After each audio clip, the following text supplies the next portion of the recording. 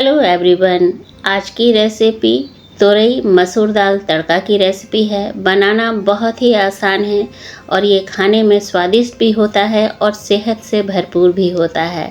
तो चलिए बनाना शुरू करते हैं तोरई मसूर दाल तड़का की रेसिपी। उससे पहले एक छोटी सी रिक्वेस्ट है, अगर रेसिपी पसंद आती है तो प्लीज़ लाइक कीजिएगा। चैनल पर अगर आप नए हैं तो सब्सक्राइब भी कर लीजिएगा।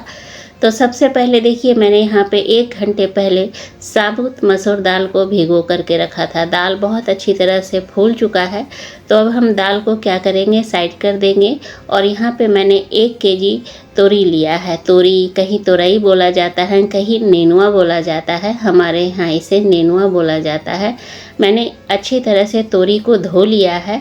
अब ऊपर का हार्ड पार्ट और नीचे का हार्ड पार्ट को थोड़ा थोड़ा कट कर लेंगे और इसका जो छिलका है ना, उतार लेंगे। आप चाहे अगर छिलका पसंद करते हैं तो छिलके के सहित बना सकते हैं, लेकिन मैं यहाँ पे थोड़ा सा छिलका उतार ले रही हूँ।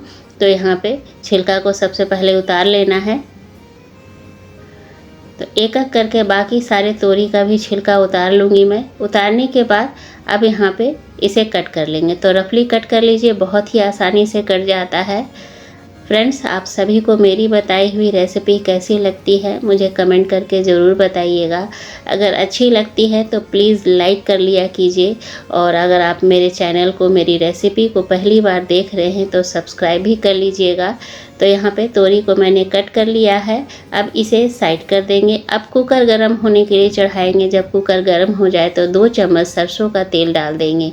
जो भी तेल आप पसंद करते हैं वो यहाँ पे डाल सकते हैं, लेकिन सरसों के तेल में बनाने से तोरई मसूर दाल का तड़का का स्वाद बहुत अच्छा होता है।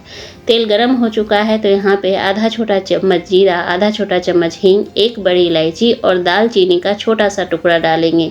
उसके बाद यहाँ पे 1 बड़े साइज का तेजपत्ता लिया है, जिसे मैं इसे तोड़ के डाल देती हूँ। इस तड़के में ज़्यादा गरम खड़े मसाले नहीं पड़ते हैं। 1 बड़ी इलायची और दालचीनी का टुकड़ा जो है ना, वो इनफ रहेगा फ्लेवर के लिए।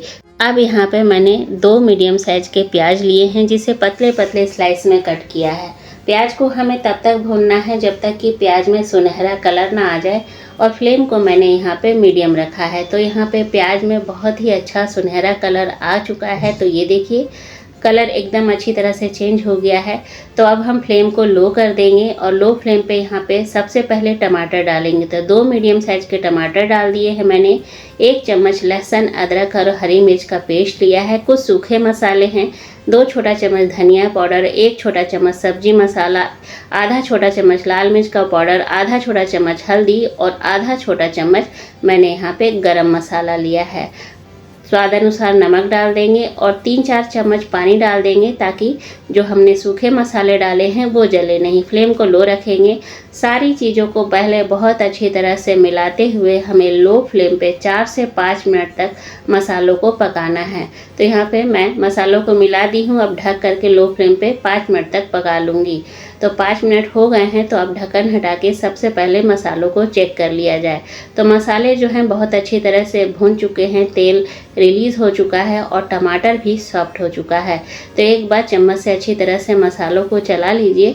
अब चलाने के बाद क्या करेंगे, जो हमने तोरी काट करके रखा है उसको यहाँ पे डाल देंगे। बहुत ही आसान रेसिपी है। जितना ये आसान है बनाने में, खाने में ये उतना ही ज़्यादा स्वादिष्ट और हेल्दी होता है। मान लीजिए घर में कोई तोरी पसंद नहीं करता है, बिल्कुल ही पसंद नहीं है उन्हें, तो एक बार इस तरह से बना के खिलाइए, ज़रूर पसंद आएगा। तो यहाँ पे तोरी को मसालों के साथ अच्छी तरह से एक बार मिक्स कर लीजिए। अब तोरी को सबसे पहले यहाँ पे हमें थोड़ा सा सॉफ्ट करना है। तो ढक दीजिए 5 मिनट के लिए, फ्लेम को मीडियम रखिए। 5 मिनट के बाद चेक करेंगे। तो 5 मिनट हो गए हैं। तो यहाँ पे आप देखिए, तोरी ने पानी रिलीज़ किया है और तोरी हल्का सा सॉफ्ट भी हो गया है। मान लीजिए आप दाल नहीं डालना चाहते हैं तो ऐसे भी आप बना सकते हैं। थोड़ा सा तोरी को और पका लीजिए या 1 सीटी लगा लीजिए, तो तोरी की आपको बहुत ही मज़ेदार मसालेदार सब्जी मिल जाएगी। लेकिन हम तो यहाँ पे मसूर दाल डालेंगे। तो जो मसूर दाल भिगो करके रखा था उसको 1 बार 2 बार और अच्छी तरह से धो लीजिए। उसके बाद दाल के अंदर मसूर दाल को डाल दीजिए। अब यहाँ पे सारी चीज़ों को एक बार अच्छी तरह से मिक्स कर लीजिए।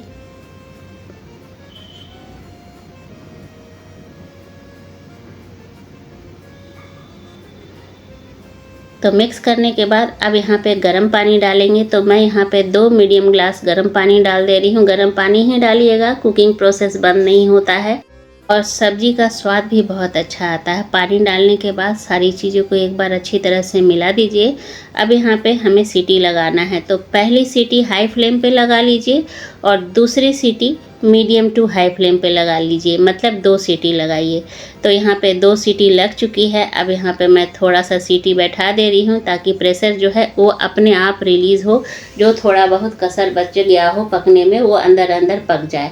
तो यहाँ पे प्रेशर रिलीज़ हो चुका है पूरी तरह से। तो एक बार चेक कर ले रही हूँ, बिल्कुल प्रेशर रिलीज़ है। अब ढक्कन हटा देंगे। तो ये देखिए हमारा तोरी मसूर दाल तड़का बनके तैयार हो गया है, लेकिन अभी पूरी तरह से तैयार नहीं हुआ है। एक बार चेक कर लीजिए, दाल अच्छी तरह से सॉफ्ट हो चुका है और तोरी तो वैसे भी पक गया होगा। तो अब इस तोरी दाल तड़का का स्वाद को बढ़ाने के लिए एक सिंपल सा तड़का लगा लेंगे। तो तड़का पैन में 1 चम्मच सरसों का तेल डाल रही हूँ। आप चाहें तो यहाँ पे घी का इस्तेमाल कर सकते हैं, लेकिन मैंने तेल डाला है। तेल जब गर्म हो जाए अच्छी तरह से तो यहाँ पे आधा छोटा चम्मच ज़ीरा डाल देंगे। आप चाहें तो यहाँ पे राई भी डाल सकते हैं, यानी कि सरसों, मैं सिर्फ जीरा डाल रही हूँ। जीरा को कुछ सेकंड भुनने देंगे। उसके बाद यहाँ पे 1/4 हींग डाल देंगे। पहले भी हमने हींग डाला है। हींग डालने से डाइजेशन में भी प्रॉब्लम नहीं होता है और टेस्ट भी अच्छा आता है। 4 से 5 लहसुन की कलियां डाल देंगे और लहसुन में सुनहरा कलर आने तक पका लेंगे। तो ये बहुत ही सिंपल सा तड़का है, लेकिन ये सिंपल सा तड़का जो तोरी दाल तड़का है ना, इसका स्वाद को काफ़ी बढ़ा देता है। अब जल्दी से तड़का लगा दीजिए और इसका ढक्कन लगा दीजिए ताकि तड़के का फ्लेवर जो है ना वो पूरे दाल तड़का में आ जाए। तो कुछ सेकंड छोड़ दिया था मैंने। अब अच्छी तरह से तड़का को पूरे दाल में मिक्स कर लीजिए।